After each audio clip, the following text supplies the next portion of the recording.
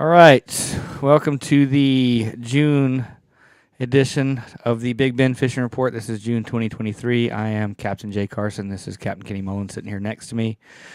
We are down here at Keaton Beach at the Keaton Beach Trading Post doing a report like we did last month.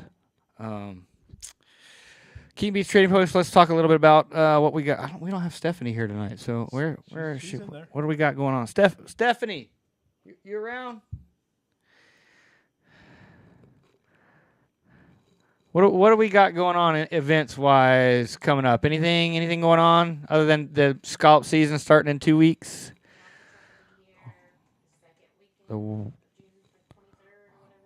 What is the waffle truck? Do you remember the name of that one? Yeah, Mother's Truck and Waffles will be here the weekend of the second weekend after scallop season. It should be now. That's weird. Says that the stream is. Yeah, there we got a is. picture. Okay. Yeah, we're good. All right. And then we're down here at the Trading Post, and Stephanie's got all geared up for scallop season starting here in a couple weeks, so she's got all her stuff in here from hats and clothes and shoes and sunglasses and hot sauces and mixers and just about anything that you could find that you need that you forgot down here at Keaton Beach Trading Post. We all want to thank them as always for hosting us. Kenny, it's June. You know, we've had some. I feel like it is. It's June 1st. Yeah, I know, right? The first week of June. I feel like every time we come on here, we're talking about some crazy weather. Yes. And we had some more here just recently. Yes. With like temperatures in the low 50s for a couple of mornings. Some cooler than normal water temperatures for the year. A drastic drop in water temperature. A drastic drop in water temperature. North wind for 2 days. Yep. It was wild. Well, we had the north wind for 2 days pushing the water out. And then today it was flood tides. Yeah. With the big moon, we got a full moon tomorrow. Saturday. Saturday is the full moon. Yep. So you got the full moon tides going on right now. So I don't know. I thought I didn't fish today because the weather was pretty nasty today. I was out yesterday and I fished the 4 days previous to that. Yep. And I felt like it got gradually better. It did. Each day. It did, definitely. It was really tough Saturday. It's a little better Sunday afternoon. I felt like the bite started to pick up a little bit better Sunday afternoon. Saturday was decent, and then Monday was decent, and then Tuesday was pretty good. And then we got this stupid freaking tropical depression sitting out there in the Gulf of Mexico right now. So another thing that we're dealing with. You said you were out on the water today. What was the water temp? Did you see what it was up to? I didn't even look. Actually, I did. What was it? It was mid-70s. Yeah, because yesterday I was out. It didn't change all day because it was cloudy and overcast. Right. I got out there, it was 76 degrees. Yep. When I left, it was 76 degrees. Yep, it was 75, 76 today. So it's pretty much holding steady in the mid-70s, which it got up to low 80s, and then it dropped down to the upper 60s. I saw 66. Right, 66 in the mornings, and then it would creep up to around 69 by the Sunday end of the day. morning, it was 66. We had that low like 53, 54 degrees, and it was 66 Sunday morning. Good evening, Michael. How you doing? So yeah, I mean, like the common theme has been we've had some wacky weather this whole spring, which I don't know. What do you think? You think I feel like, and just from everybody that I've talked to, between us that fish out of here and then people that have been fishing other places, that overall it's been a little bit of a slow spring. It has, for sure. I know some guys that are fishing further west, and I know some guys that are fishing further east, and I fished both. And it's all of the above. Right, and I feel like it's definitely been. There's been fewer of those real banner epic days. Yep. If that's, I guess, if there's a good way to quantify it. Right. I've had about one a week. Yeah. Fishing 5, 6, 7 days. Right. So it hasn't been as consistently good. I mean, we're still catching fish. Don't get us wrong, but I just feel like overall, I don't know if it's weather. I don't know if it's. I feel it's more weather related because the bait scattered. You know that we had bait start pushing in. Right. You started seeing some fish, some Spanish mackerel up on the grass line, some kingfish in. You know, and obviously some cobia, and then they all pushed back out. You know, I was catching redfish in 10 feet of water, and the next 2 days later I'm catching them in 1.5 feet to 3 feet of water. You know, it's just all over the place. You know, the bait schools of bait were coming in, seeing ballyhoo on oyster bars, and then 3 days later all the baits out in 10, 11, 12, 15 feet of water. Right. Yeah, I mean, it's just been kind of like you said, it's been all over the place. Nothing real consistently has been held in place. But I do feel like we are going to get some consistent weather here now that we're getting into our summer stuff. I guess you want to start off talking a little trout here to get going as far as actual report goes. Yeah, so trout has been all over the place, like we talked about. I mean, one day I'll go out there and catch a limit of trout in 3 to 4 feet. Pick up. The next day might pick up 1 or 2 bigger trout in 3 to 4 feet, and then catch a handful in 4 to 6. Then bounce around, not catching, and then 6 to 8, and then go from one day catching them 3 to 4, the next day catching them in 9 feet, 11 feet. It's all over the place. It's really my recommendation is just long drifts, just ride it out. Grind it. Cover a lot of water. Yep. Cover a lot of water. And by covering a lot of water, I'm not saying bouncing around all over the place. I found the best tactic is just to pick an area and just drift that whole water column till you find them, and then just move around within. Especially if it's an area that traditionally has trout in it, right? Right. So if if you've had success in that general area in the past, and you're struggling, you, like you said, just maybe make some longer drifts and just understand that maybe an hour of that drift you might not catch any fish. Yep. And I'll sit there and watch people. Like, I'm in a spot I know there's fish at, right, and they're just not eating yet. But I'm not going to move because I know they're there, and if I move, I'm going to miss the bite trying to find fish. And I'll sit there and watch all these boats just running around like crazy, and they're not catching fish when they're doing that. Right. And then I'll just sit there on that spot and have patience. And George is over here. One day I told him, I said, I know that he was out with me. I said, I know these fish are here. I know they're going to eat. He says, this is why offshore fish, I don't have the patience. And then bam, we start catching them. So, sometimes it's just sticking with it if the fish are there, and just waiting them out and keep fishing, grind it out. Yeah, I mean, eventually at some point the bite's going to turn on, whether it's for an hour or a relatively short time, or it could be a whole sequence in the tide that those fish could turn on. Yep. But at some point they'll eventually. And the trout bite's been a little different. Typically, I like to fish that middle third of the tide swing for trout, but it's been different. It's been kind of the first, kind of like redfish, the first couple hours of the tide and the last couple hours of the tide. Right.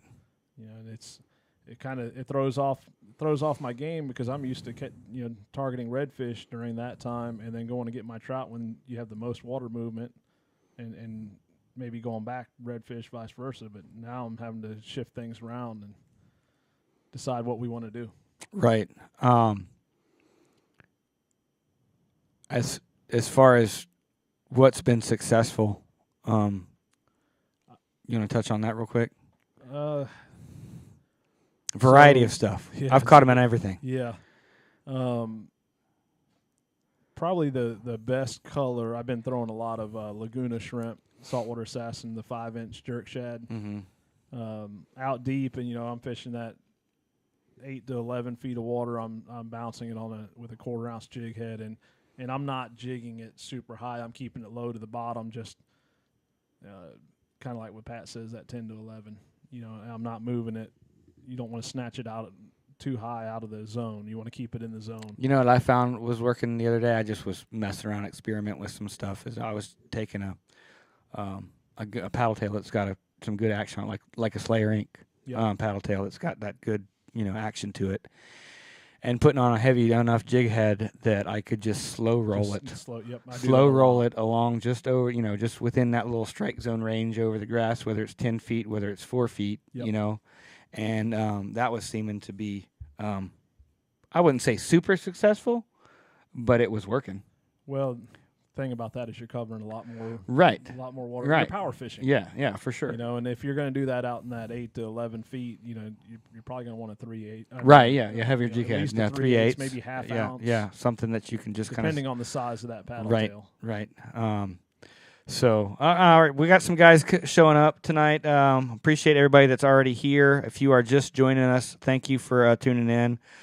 Kenny and I are talking a little trout fishing right now. We've been talking about how the weather has been crazy and how the fishing has been really up and down. We're really, some good days and a lot of, not so good days. And Jason Johnson joined us from Cherry Lake. So, Jason, appreciate you showing up.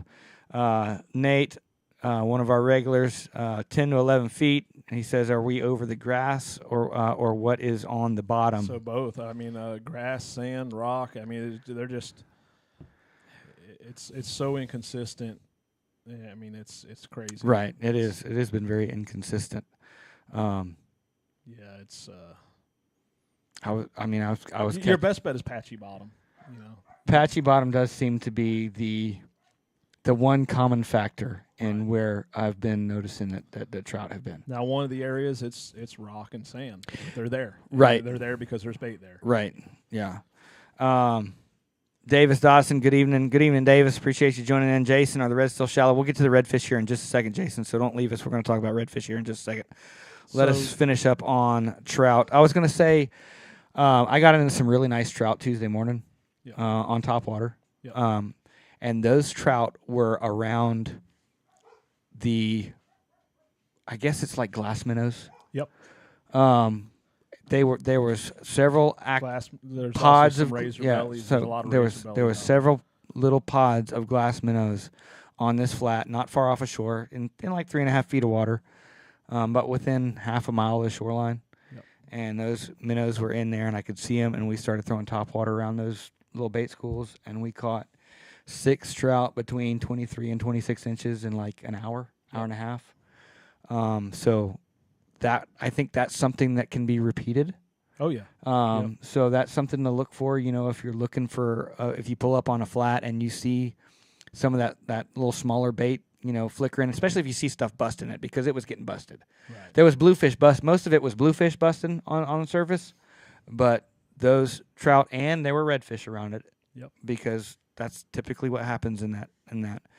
And you probably remember, I don't know, 3 weeks ago now, I had an awesome day. We were cobia fishing. We caught 3 cobia, and then I look over and stuff's busting on bait. Right. And it was a big school of redfish, so we caught our redfish, and I look over at another school of bait, and something's busting on it, and we loaded the boat with bluefish. And same thing, another wave comes through, and it was giant Jack Crevalle. Mm-hmm. So when you see that bait getting bust on, you don't know what you're going to catch. Yeah, and usually even if there's, if you don't see something, if you see one species predominantly busting in the area, that doesn't mean that there's several other species hanging out underneath all that. Right. And I mean, like I said, we were throwing predominantly topwater. We were catching redfish, we were catching trout, we were catching bluefish. Yep. And it was pretty much nonstop action. And as long as that bait was around and in the area, there was a lot. And that's what I'm talking about. Right now, we're catching trout literally from 1.5 feet of water to 11, 12 feet of water. Right. It's crazy. Yeah. And it's just this weather's all over the place. place. Yeah, and we caught some big ones, but there was some keepers mixed in with that. We caught some nice fish. And I'm keeping a good variety of baits on the boat. I mean, there's days I can't get them to eat a live pinfish, but they're going to eat a Laguna shrimp or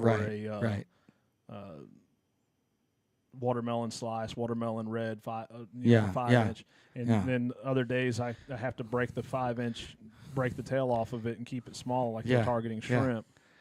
And some days cut bait's working better. I mean, it's all over the place. It is all over the place. Christy, thanks for joining us tonight. Good evening to you.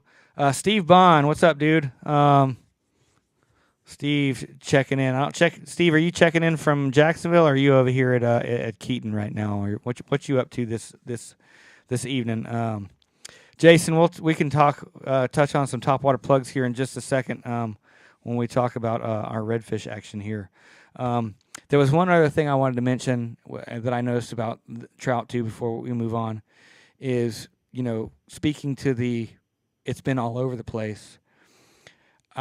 We had a great morning the other morning, put about plenty of redfish in the boat. We had and then we had those big trout, and we were still looking for a few more keeper trout. Right. So I stopped in at some outer bars that were, probably a mile offshore, something around like that. It was just some sandy, spotty bottom, about a mile offshore. And I was throwing some soft plastics. I was throwing some other subsurface stuff and wasn't getting any action on that. And the guy that I had on the boat, he wanted to throw topwater because he had such a good time that morning. As soon as he busted out the topwater plug, we immediately put the 2 slot trout that we needed in the boat and then headed to the hill. Yep. So, and that was at like 3 o'clock in the afternoon, 3 o'clock in the afternoon. So, I mean, it's just like you said, you just never know, and you got to try everything. Oh, yeah.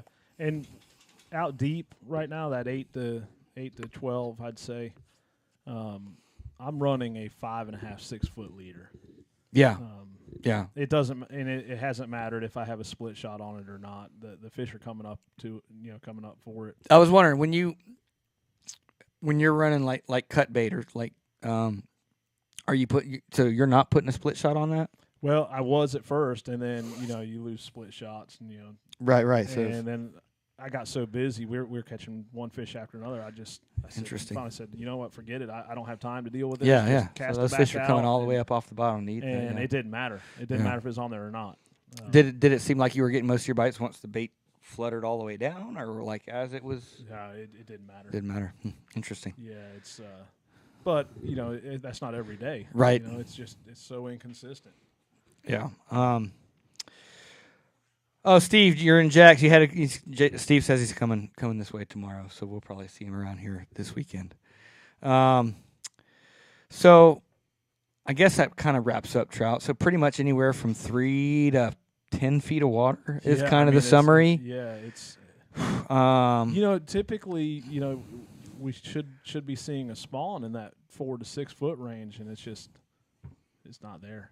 Yeah. I mean, don't get me wrong, there's some fish there. Yeah. Oh, well, there's fishing. There's fishing 3 feet. There's fishing 6 feet. There's fishing 10 feet. And it's just, I think, like you said, the reason it's been so hit or miss is because they are so scattered. Yeah. And the days that you hit, you just happen to run over, an area that's got concentrated fish. Well, I had someone ask me the other day, do I think our fish numbers are down?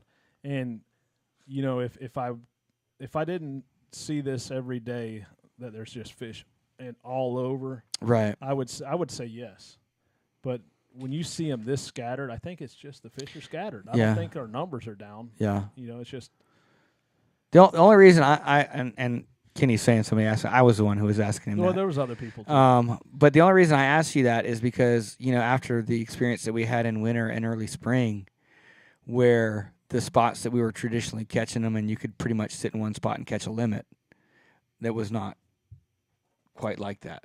No, but one thing I noticed too is they were more scattered. I was catching them in creeks. Yeah, we never really got those super cold, consistent cold days this past winter to really concentrate those fish. So that could be it too. Yeah, and like I said, I went into some creeks that typically there's not fish and been very successful. Right. It's and talking about the inconsistency on trout. I mean, I was over towards Osceola, St. Mark's, over that way, and I was out. Could you see the lighthouse? I could see the lighthouse. Hey, Asa, see you. That was for you, Asa. No, that was for you. But I was over that way fishing, and we ran out and we caught some trout out there in that 6 to 10 range. but it just wasn't good. Right. And I said, hey, guys, do y'all want to go try to catch some redfish? So we moved in and just absolutely wrecked the trout in 2.5 feet of water. Right. And, it's crazy. They're all over the place. Try it all. Yeah. Try it all. Yep. Start shallow, work your way out, or vice versa. You find them everywhere. Let's see. Let me catch up on some comments here. Jason, again, we'll hit that top water plug here in a minute. Jacob Brando? Yep. Captain Kenny is the GOAT. Well, some days, yes. Davis. Oh, he's responding. Okay, Jason. He's responding to Jason. There you go. Good evening, Asa. Asa joining us tonight. Jacob's asking about big black drum still around. Oh yeah. Jacob, what area is he talking about? Because if he's talking about our area, they ain't no big black drum around here. There's some big black drum south. Oh, okay. Yeah, I figured it was probably further south. Yeah. Right now. Big schools. Rick, partridge, any flounder around? Yes, Rick. Yes. I have caught more flounder in the last week than I probably have all spring. Yeah, and I had someone text me today asking about flounder, and it's not something I typically target right. because most people that book want trout and right. redfish. So my response is, if you want to catch flounder right now, find that sandy, rocky bottom, and anywhere from 3 feet to 10 feet. Oh yeah, yep. We caught one when I went out there with you the other day. We caught one that was a nice big 19-inch flounder out there in like 10 feet of water. And then we had actually caught 3 that morning fishing up close. Yep. So, I mean, the area you were fishing up close holds them very well, and it's because it's that sandy, rocky bottom. There's a lot of sand and that patchy bottom. But yes, there are a lot of flounder around, Rick. So, and I was going to revert back to that day you called me and you were in red fishing. Yes. And you texted me, said, hey, are you on some trout? And I said, yeah, I'm on trout. Well, going back to what I was saying, how it, my game is a little off because the trout bite and the redfish bite are overlapping, where typically I can get a good redfish bite. Right. You came out there and it wasn't that good. Right. Yeah. It had slowed down by the time I got out there. Right. Yeah. But I was on plenty of red. I was done for red fishing. Right. For the day because I just wanted to share that because that's what I was talking about. Right. It's it's not that typical pattern. Yeah, so I guess that kind of leads us into redfish. Redfish is all over the place too. It's quite crazy. Yeah, you're welcome, Rick. I guess let's touch on flounder real quick since Rick brought it up before we completely touch over to redfish. So all of my flounder that we caught, which like I said, I've caught more flounder in the last 5 days than I have pretty much the entire spring, and it was all caught on soft plastics, bouncing jigs on the bottom. Yep. And it didn't really matter what soft plastic we were using; it just needed to be bouncing something along the bottom. We caught them on Z-Man Laguna shrimp. Yep. We caught them on paddle tails. We caught them on.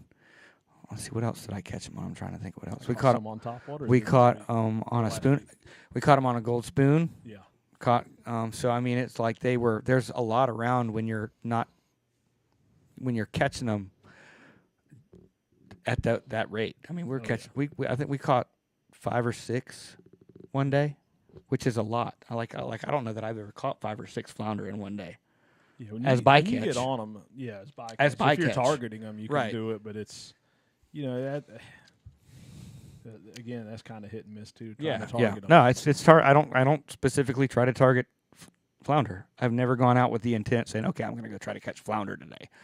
It's always been bycatch. Yeah. And when you're catching those numbers, there's quite a few fish around. I don't know how long it's going to stay that way. Right. But there are right now a lot of flounder around in spotty bottom, anywhere to 2 to 10 feet of water. Yep. And the majority of them, I will say, came in relatively close. Oh yeah. The ones that I've been catching came in relatively close, in like 2 to 4 feet of water, somewhere in that range. All right.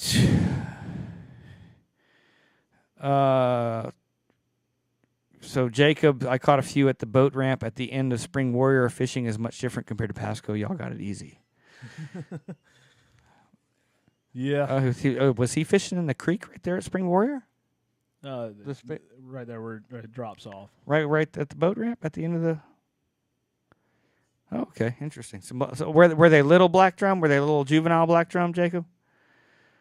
like the 2-3 pounders. It seems like that's what I would think would be in there instead of those big giant ones. Yeah. I will say I've seen more of the big ones around this year. Yeah. I don't know if you noticed that or not. Yeah. Yep. I've seen more of those big black drum around. You know, speaking, and I know this is something we don't talk about. We're going to get into redfish, but a lot of good spade fish. There's quite a few spadefish around. You know, it's decent table fare, and they fight pretty good. Yeah. What are those spadefish on? Like mostly, I've seen them on just kind of structure. Yeah, mostly on different structures. Yeah. You know, but flounder. Jacob's talking about flounder at the end of the Spring Warrior. Oh yeah. You're gonna have everybody fishing right off the ramp there, Jacob. That's okay.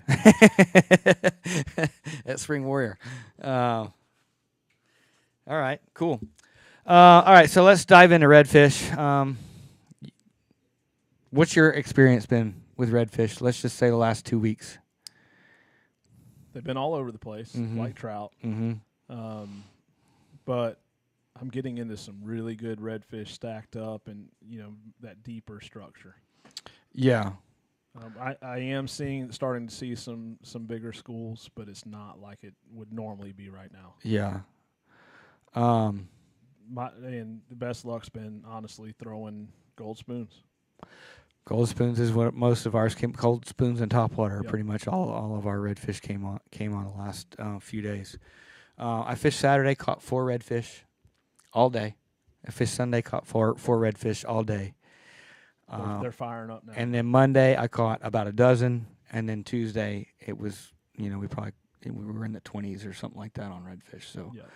I think as we were getting closer to the full moon and getting those bigger tides, it kind of, and plus I think that front kind of had them all weirded out too. It definitely did. I mean, I struggled both days of that front. I mean, one day we came back with 1 redfish. Next day we came back with 2 trout. Right. You know. But none of these. Well, we load the boat every day. We're guides.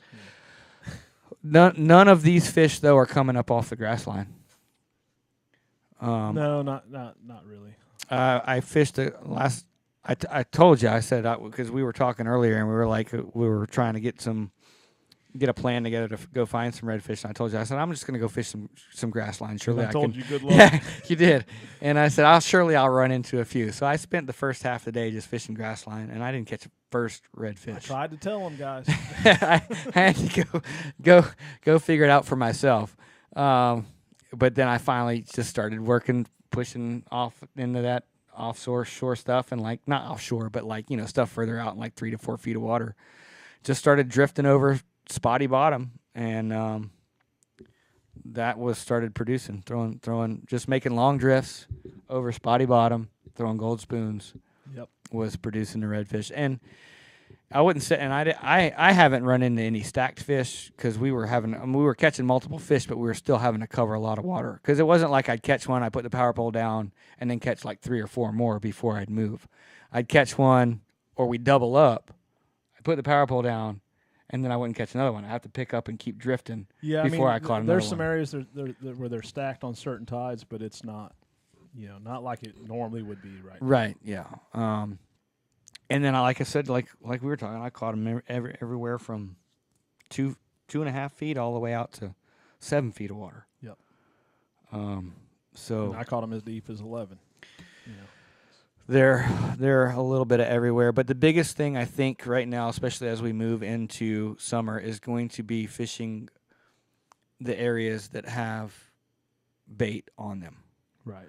If you can find a flat and it's got bait, and those calm mornings are going to be a lot more beneficial. If you can cover some water, like I was telling somebody the other day that I think instead of wasting time on unproductive flats, pull up, look, see if I see bait, see if I see any activity, and if I don't see nothing, then I'm just going to move on to another spot that I think is going to have what I'm looking for. Yep.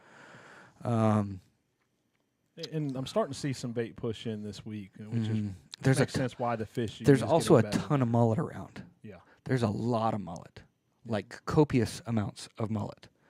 But not as much fish on them. No, there's not. So when you fish the mullet schools like you see, which I did, and because I always do. I mean, if I see a big school of mullet, I'm going to throw something around it. Typically, there's some reds. Yeah, for sure. And I wouldn't find anything on that. I was finding everything around those little schools of glass minnows, or what did you call them? Razor minnows? Those razor bellies. Okay. I haven't heard of that. Pilchards. But it was the small stuff. It was the little, when something would run through it, you would see a little shower, like showering little baits. So I guess that would be my biggest tip for targeting redfish. The most productive artificials have been,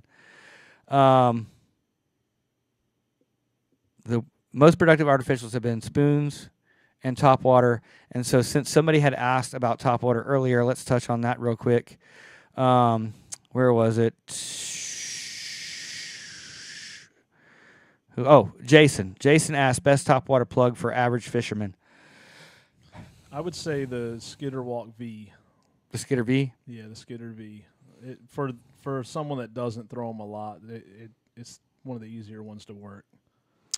Yeah, have you ever tried throwing mini popping plugs? Yeah. See, I always just get stuck on a stick bait, as Pat would call it, right. A walk the dog, surface walker, that I just don't have a lot of confidence in a popping plug. They work great. But that would be the easiest thing. Yeah. Like for somebody. The easiest would be devil horse. Yeah, well, yeah. Well, especially on these calm summer days. Right, yeah. These slick summer days, I should say. Because probably the most difficult plug to work is a walk the dog style. Yeah, that's what a devil horse Asa is, a prop bait. So that would probably be the Asa chiming in with the prop baits. That's right. That would probably be the easiest thing to use and work. And I don't know if you've seen it yet. That Z-Man Hellraiser. I have not seen that yet. Yeah, it's a. What style of bait is it? It's kind of a combo. I'll see if I can pull it up. Is it like a pop walker? No. Where it has the little concave head, but it still walks the dog, but every time it walks, it kind of spits a little water? Here, I'll show it to you. Okay. It's really odd looking. Oh, that is weird looking. Yeah. It's got like a... You know what it reminds me of? It's like a combination between a devil horse and a whopper plopper. Yes, and it walks the dog. That's interesting. I bet that... Yeah, that is wild. See if I can get it to where people would be able to see. But yeah, I mean, as far as I mean, in my opinion, the most productive, yeah, you got it, topwater bait, and that's just because what I have so much confidence in is a surface walking plug, and I mean, we caught all our topwater fish this past few days on skitter walks. Yeah, I've been doing better on the smaller skitter walks. And I guess because it's matching the bait. Typically, I like the bigger ones, but the smaller ones have been producing a little better for me. Right. So yeah, just to kind of summarize that portion up. So redfish in anywhere from 2 to 6 feet of water. Look for spotty bottom. Drift those big areas of spotty bottom. And I like some spotty bottom that's got some oyster and rocks and stuff kind of mixed in there as well. That's right. And just cover as much water as you can. And then if it's got bait on it, that's even better. The areas that were most productive had all three of those things in combination. Yep. Had spotty bottom with structure and bait on them. So take that for what you will. There's a lot of areas in our fishery that match that description, and that seems to be what the three common denominators are to be successful. Would you agree? I agree. Yeah. Another hot fish here lately has been cobia. Yeah, there's been a lot of cobia caught. I for some reason have the unlucky draw of not even seeing one yet, and I've been looking. I don't know if it's just bad luck because I'm checking all my spots, and we put 14 in the boat in the last 3 weeks. That's pretty good. Yeah, it's been. How many keepers? A bunch. Yeah, it's been really good. They're starting to move out more. We had a phenomenal day last week with them. but they're starting to move out and starting to see them. I've caught most of them on some structure, but I'm starting to see more on turtles and big rays. And I've had 10 manatees swim by my boat in the last 4 days, and there wasn't a single cobia on any of them. That's because they're pushing out. Yeah. Yeah. The last one we caught was in almost 20 feet of water. Okay. Johnny says, I feel you do better with whatever you have the most confidence in. You fish it better. I 100% agree with that. I would 100% agree, except for right now. I mean, you're just having to go outside of that comfort zone so much because it's all over the place. Yeah. Well, for trout especially. Yeah. Your confidence redfish baits, it's more about the area for redfish than it is the bait, I believe. Right. Because right now the bait, because you're having to power fish, like you said. Right. For the majority of the areas, you're having to power fish, so it's something like that, a gold spoon or a big paddle tail that you're just swimming. Yeah, power fish for redfish until you find an area that they're holding, and then just work that whole area. Yep. Because they're not tightly. I mean, there's some. You can speak if you've seen it differently than what I have, Kenny. But I haven't seen any of those. I had been seeing, but here lately I haven't seen any of those big schools. I mean, when I say lately, I mean within the last 2 weeks of those.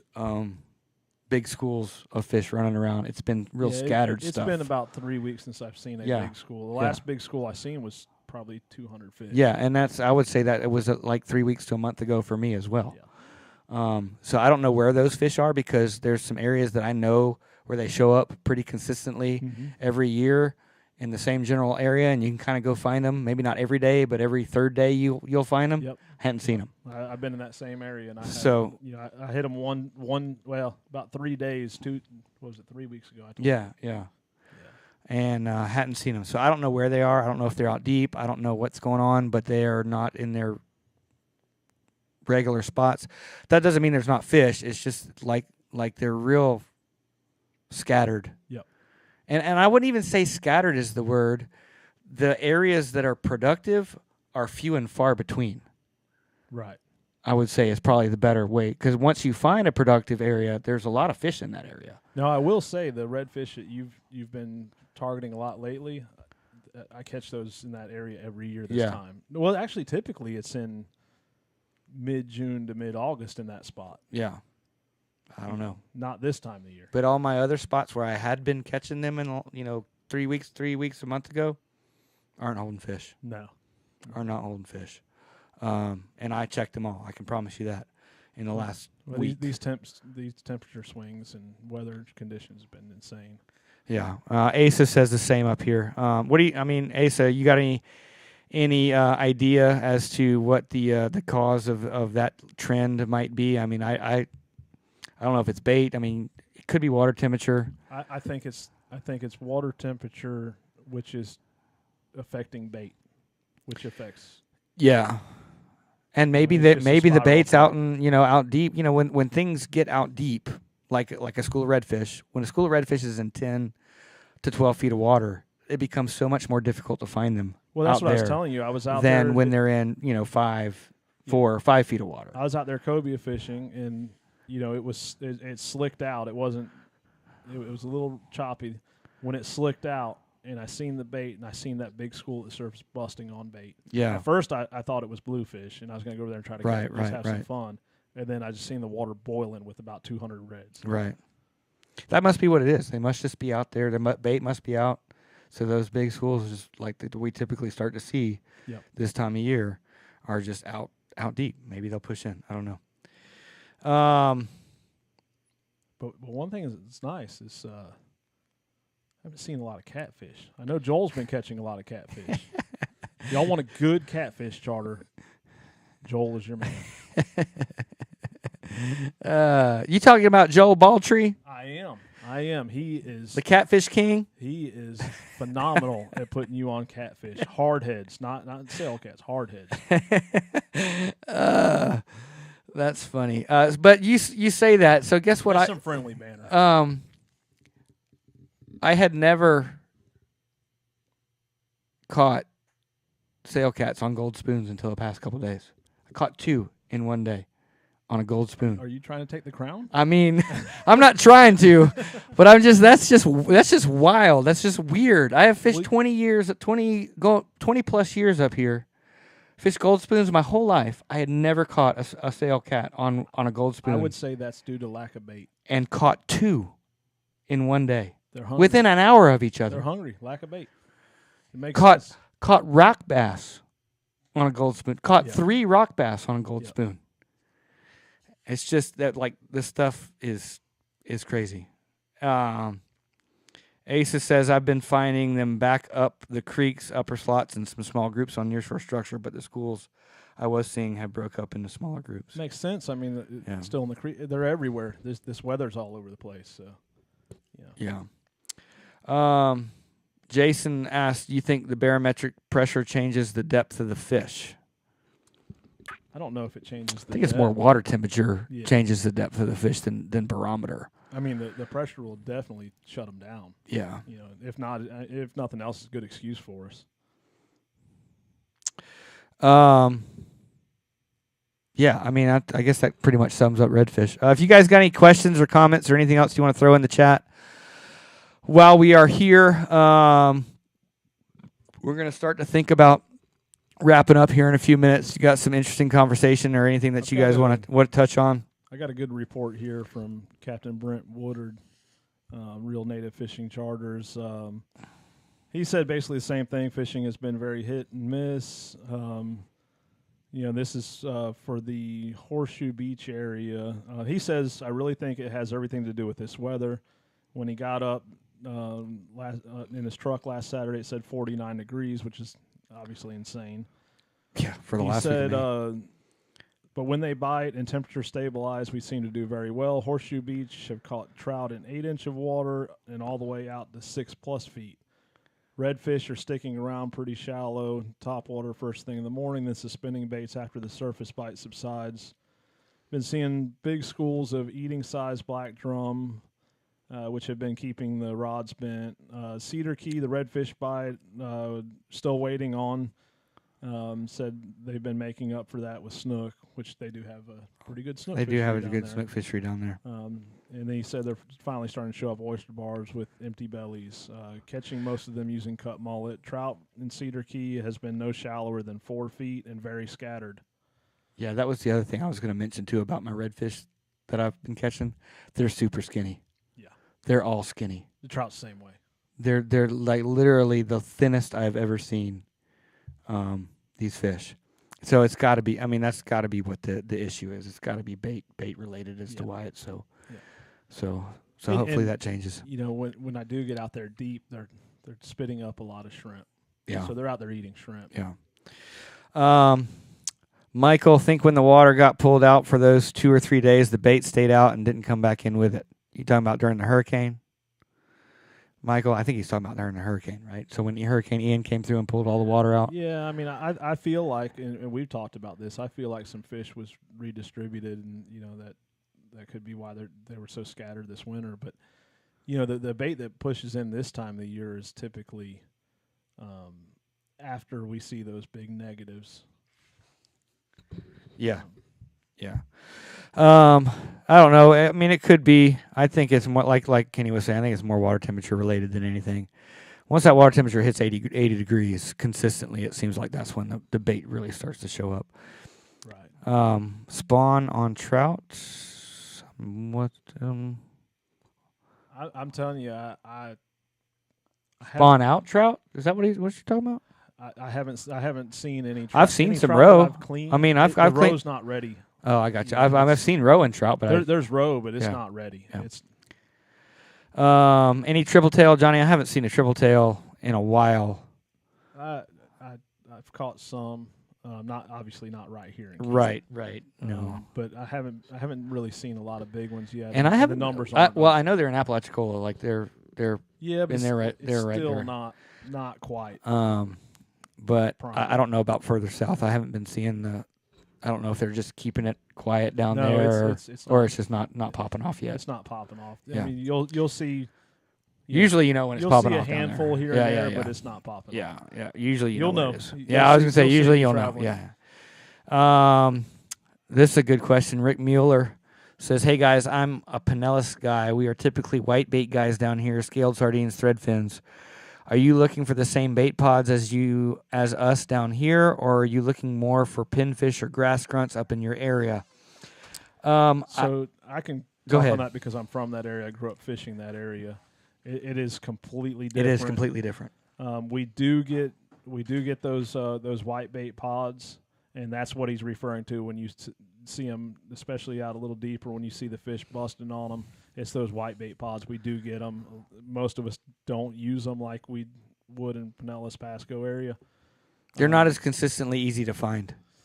They're not. I mean, there's a lot around right now, and I mean I can cast net for them, but there's no point when pinfish does so good. Yeah, and to speak on the bait that I'm predominantly what I'm seeing our fish forage on are those little glass minnows, like I was telling you earlier, and then also the schools of ballyhoo. Right. Those are predominantly what I see our fish forage on in our area. So but they're definitely busting on some white bait out deeper. Yeah. That white bait usually seems to stay in 6 to 10 feet of water in that range. Normally, right now we'll see it in that 4 to 6 range, and it hasn't been in there. First school of bait I saw the other day was when I went out there to find you in 10 feet of water. Right. So anyway, it's definitely different. I mean, the April we had a lot of white bait in shallow, early April, and then we had those cold fronts come in, and it knocked them out. I mean, they were gone. Yeah, Michael, you said the 26 reds. 26-inch reds I was catching were barely weighing 6 pounds. That's pretty much what I've been seeing too. They're all super skinny. You know, Ace is saying about the spawn. He's absolutely correct, but it from what I'm seeing, it's delayed. The roe is not ready, and I don't know why. Typically they should be spawning, right now, and the roe's not ready. Favorite artificial for triple tail? Probably just a gulp shrimp. Yeah. It seems like they'll eat that most of the time when they won't eat nothing else. But it's more about the presentation of that artificial than anything, Michael. Yeah, I like using some small paddle tails too. Yeah, they'll eat those, but when they won't eat those paddle tails, usually you get a gulp shrimp in front of them. But you got to about slap them in the face with it. Yeah. And spoons work good too. Yeah, I've never tried to throw a spoon at one, but that wouldn't surprise me. Rick, thanks, guys. I was hoping to have time this month to come up to my hunt camp with my boat. Fish Shaw's area. Never seen whitebait up there, but it's very cute. It's here. It's just usually deeper, Rick. Todd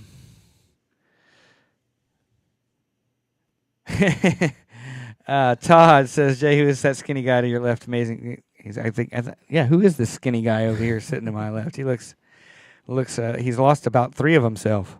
Yep. All right. If you guys got anything else you want to add, I mean, I guess I could give a little bit of an offshore report since I've been offshore a few times here in the last couple of months. Well, we actually got some other stuff we got to cover too. We got some offshore stuff coming up, but we also got some other stuff coming up this month. Let me touch offshore real quick. So you got red snapper season starting. Is it June? It's like the same weekend as scallop season, isn't it? The scallop season opens. I feel like it's like the same day or same weekend. I think it's June 17th is when red snapper opens. I'll pull it up real quick. But there's a lot of red grouper in 90 feet of water and 80 to 90 feet of water. Lots of red grouper. Any live bottom over there, you can drift pretty much any cut, bait, squid, cigar minnows, pogies, or LYs. June 16th. I knew it was right there next to scallop season. So June 16th is when red snapper season. But like I was saying, lots of red grouper in 80 to 90 feet of water. It's a pretty good run for us coming out of Keaton in this area over here. It's about 65 miles or so, but some of our areas farther north, it's not quite as far. There's red grouper out there. There's lane snapper out there. There's mangroves on some of the structure out there. If you can, you can start marking fish on the bottom. Red grouper. they need to check seasons on grouper. They're starting to change it. Yeah, but it's close. No, I think that's in. See, I'm not as federal up to waters right here. Red grouper closes July 21st. Okay, so red grouper closes in federal waters July 21st to December 31st. Okay, but if you're in state waters, but it's hard to find red grouper in state waters. Hard, yeah. That's why. Yeah.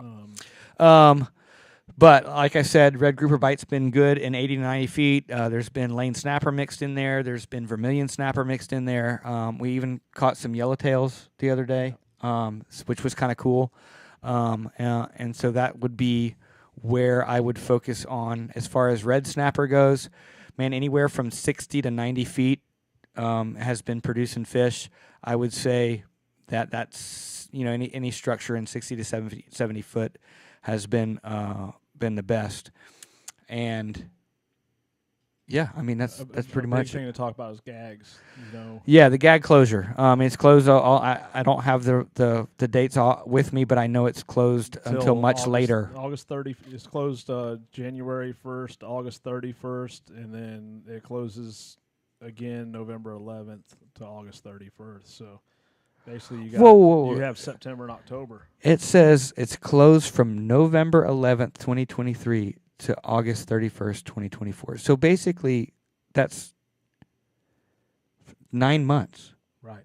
9 months of closure. That's ridiculous. Yeah. That is utterly absurd. Right. That's why I wanted to pull that up, because that's a big change this year. That is crazy. I can't believe that. I mean, and there's plenty of there's plenty of gag grouper out there too. Oh yeah. I mean, there's gag grouper from. Right now they're running deeper in that 80 to 90 foot range. Big live pinfish on the bottom is going to catch you a big gag grouper in that depth. But, gosh, that's crazy. Yeah. Another. Thank you, Pat. Yes, it is the 16th. Thank you. Yes, we just got that. Another thing, we kind of hit on it a little bit, but we have scallop season coming up. Don't remind me, please. I don't. Asa, I'm coming over to fish by you once scallop season starts. Hey, I'll still be fishing here. If y'all want to book fishing trips, I'll still be fishing. Scallop season opens June 15th. If you want to wait at least until that weekend before you start scalloping, I'd greatly appreciate it. ARS opens June 16th, and they're giving us, I think, 48 days this year of American red snapper, so you get pretty much most of the summer.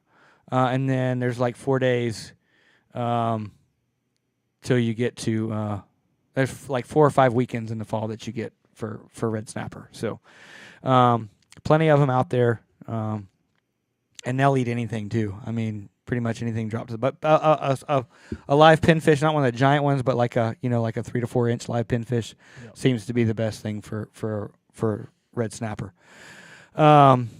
We'll try to catch a few American red snapper for you there, Johnny. Stuck in Idaho until November. Well, that sounds like a personal choice there, Johnny. The council needs a reality check. Yeah, agree. 70 days. That's it, Pat. You get 70 days of gag grouper season. That is crazy. Yeah. Hubbard's, they did a big video on this, and they went to some of the meetings, and then what they were sharing was how outdated the data was that they were using to come up with these closures. Right. Years back. I mean, I think it was like outdated by 10 years. And they're making closures based on that information. Well, a lot can change in 10 years. For sure. Well, and not all areas of the problem is they treat all of the state of Florida the same, or they treat the whole Gulf the same. Yep. Right? So in some areas it's a lot easier to get to the depths that gag grouper are, whereas in other areas there's a lot more fish around. Well, that's the federal fishery. And I think that's what needs to be addressed. I think there needs to be like they have, for redfish zones and trout zones in the state of Florida.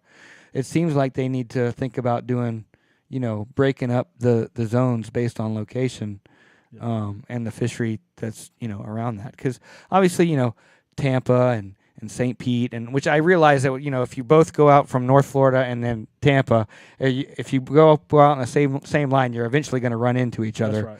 But still, I mean, there's still, it's a lot harder for us to get to those depths than it is for other people in the state. So I think there's fisheries that are better than others and are more able to withstand the fishing pressure than others. Yep. And so they could be more regulated. Take over for a second, Kenny. Okay.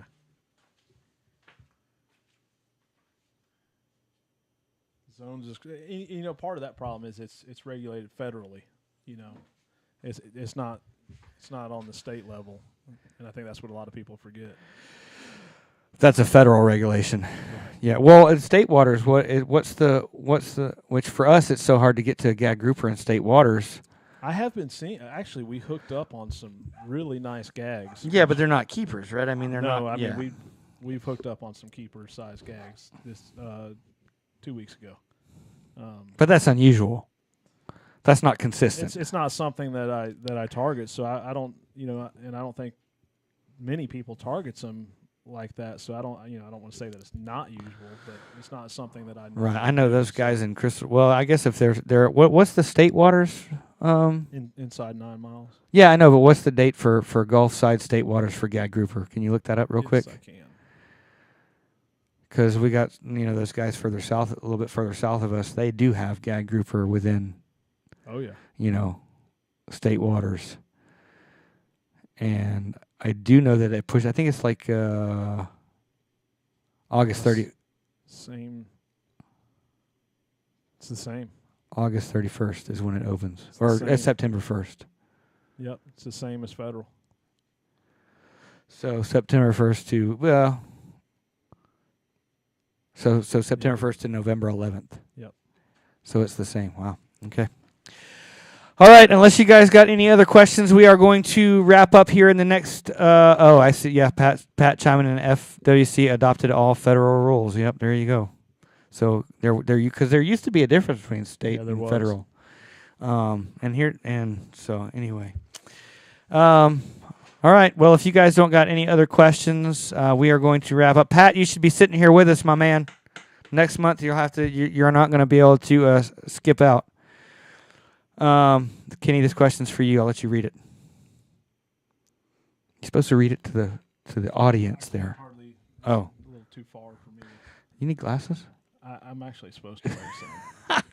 Okay, I'll read it. It says, Kenny, I got a Kenner Hall 18. I always went out of Dark Island Ramp years back with our John boat. Can I go out of Dark Island with my current boat with how shallow that small channel is, or better to go out of Keaton Ramp? You got a Kenner 18. I would say you're probably good on any tide that is a 1.4 or higher. I agree. Yes. 1.4 or higher, you can get in and out of Dark Island Ramp. Any lower than that, I wouldn't do it. Yeah. Todd Tanner, appreciate it. Appreciate you guys joining in, Todd. Appreciate it. Thanks for joining in.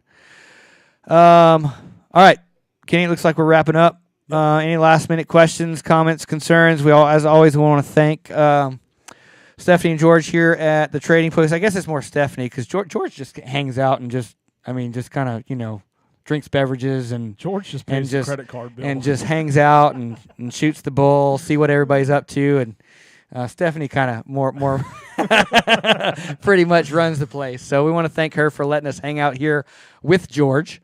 This was a last-minute throwing together thing because schedules and Stephanie accommodated us last minute. Yeah, for sure. She always does. She's awesome. Also want to thank Keaton Beach Bums down here in Keaton Beach as our one-stop shop for everything that we need to for a day on the water. From food, gas, beer, ice. They got it all in there. Baits, tackle, whatever you need. Appliances, plumbing. Oh, yeah. I mean, spare tires, trailer parts. Everything's in there. All right. I guess that's it. We're going to wrap up. We will see y'all next month. I am Captain Jay Carson. This is Captain Kenny Mullins. This is the Big Ben Fishing Report, and we will see you guys next month.